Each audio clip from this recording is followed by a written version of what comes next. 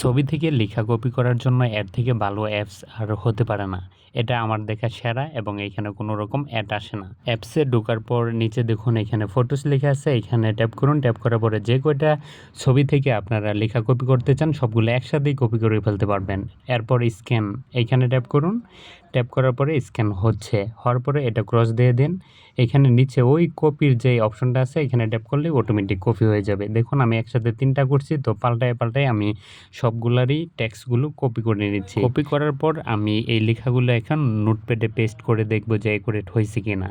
নোটপ্যাডে ঢোকার পরে নতুন একটা পেজ নিয়ে আমি ৩টা পিকচারের যে লেখাগুলো কপি করলাম সবগুলো একসাথে কপি করে নিয়ে আসছি। এখান থেকে পেস্ট করলাম। পেস্ট করার পরে দেখতেছি যে 100% যেরকম আমি চাইছিলাম ওরকমভাবে হয়েছে। কিছু বাড়তি অক্ষর আসছে, ওইগুলো আমি কেটে দেব।